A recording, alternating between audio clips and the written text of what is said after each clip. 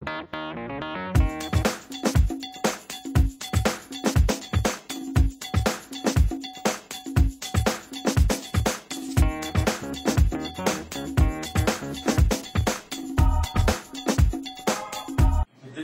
título Género, categoría de experiencia.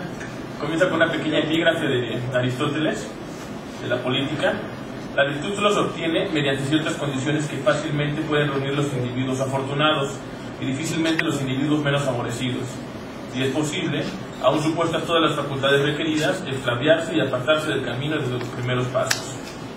El presente trabajo tiene como finalidad intentar entender qué se quiere decir cuando se usa el término género para explicar un tipo de experiencia, la de ser masculino o femenino, hombre o mujer, pues parece que tal ordenamiento tiene la capacidad de determinar cómo será la realidad de cada ser humano, que cada ser humano viva.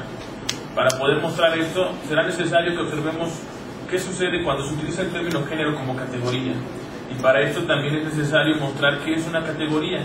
De esta manera es que será posible aventurar una crítica que nos ayude a señalar los efectos que el término género produce.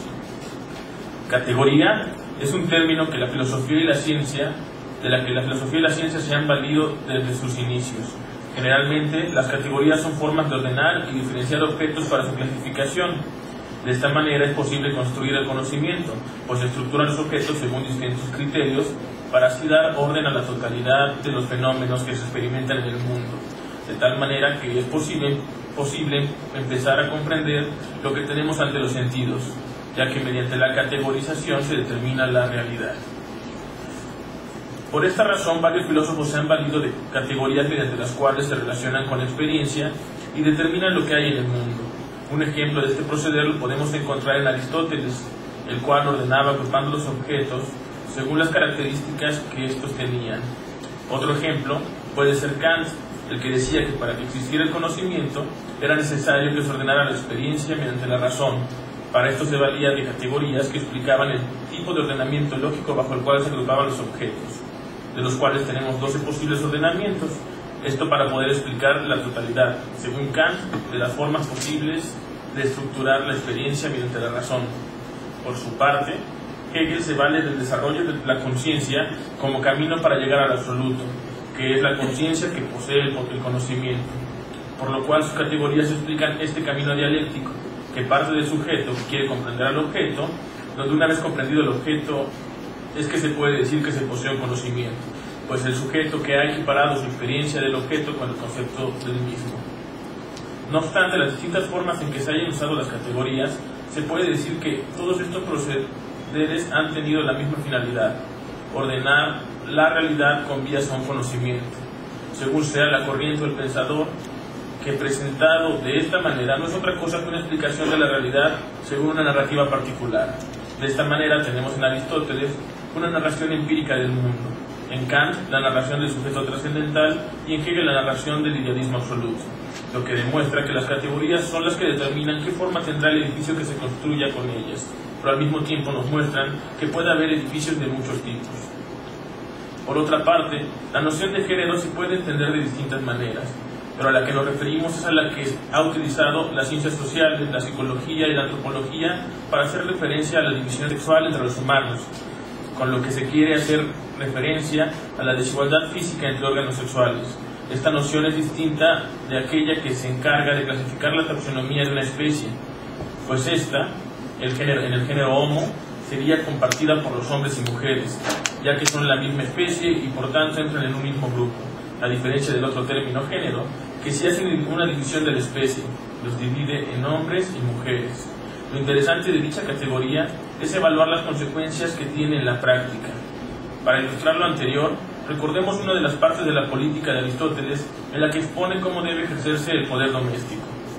Reconozcamos, pues, que todos los individuos que acabamos de hablar tienen su parte de virtud moral, pero que el saber del hombre no es el de la mujer, que el valor y la equidad son los mismos en ambos, como lo pensaba Sócrates, y que la fuerza de uno estriba en el mando y la de la otra en la sumisión. Acaba la cita. Con lo cual es evidente que el problema de la categoría género es que, si bien cumple su función de ordenar, también permite conocer a los humanos según sus diferencias. Ordenar es decir, permite conocer a los humanos según sus diferencias físicas, al mismo tiempo determina y limita las funciones que se pueden ejercer en sociedad. Lo anterior resulta aún más interesante cuando hasta el mismo filósofo Stagirita, en su Metafísica, nota que la diferencia entre hombre y mujer no está en esencia. La cita es la siguiente: en cuanto a los sexos, macho y hembra, son estas modificaciones propias del animal, es cierto, pero no modificaciones de la esencia. Existen tan solo en la materia, en el cuerpo, y así la misma esperma sometida a tal o cual modificación se hace hembra o macho. Pues hombre y mujer, ahí termina la cita, pues hombre y mujer tienen la misma esencia, que es la que los hace ser humanos. Pues otra cita: en efecto, el hombre es, por así decirlo, la materia de los hombres, y la materia no produce diferencia. Sin embargo, ahí acaba la cita, esta igualdad de esencia se viene al suelo cuando se trata de las cuestiones sociales y políticas, pues es en ese punto cuando se dice que el sexo débil no puede desempeñar las mismas funciones que el otro sexo, con lo cual se genera, entre otras cosas, exclusión.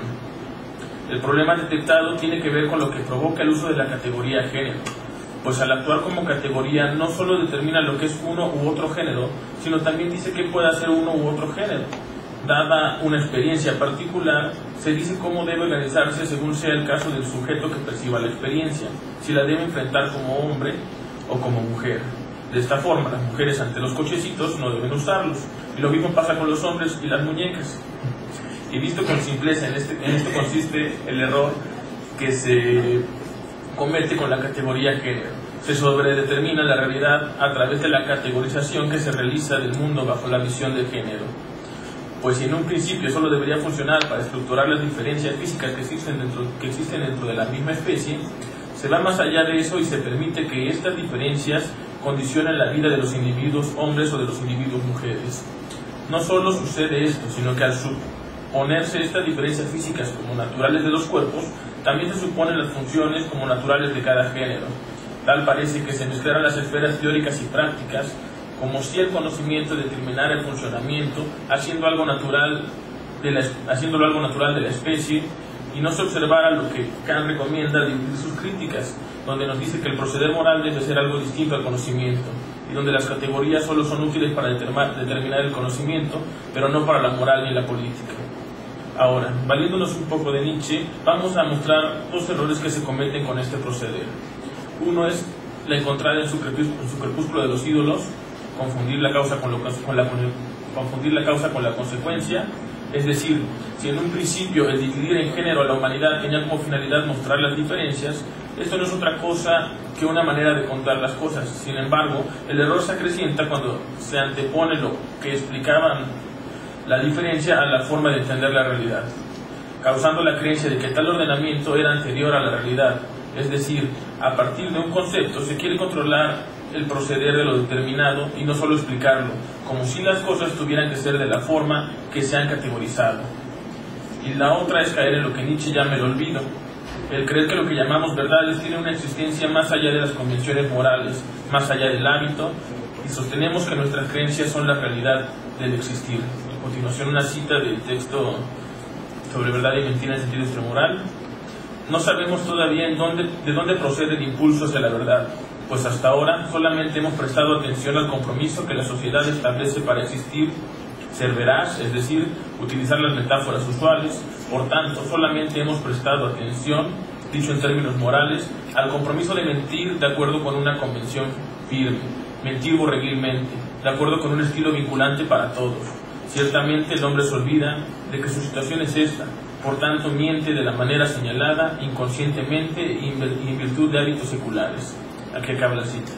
De esta manera se muestra que la categoría género cae en la problemática de sobredeterminar, determina más cosas de las que la diferencia física entre el hombre y la mujer, atribuye comportamientos y limita las posibilidades de experiencia de los sujetos, según su género.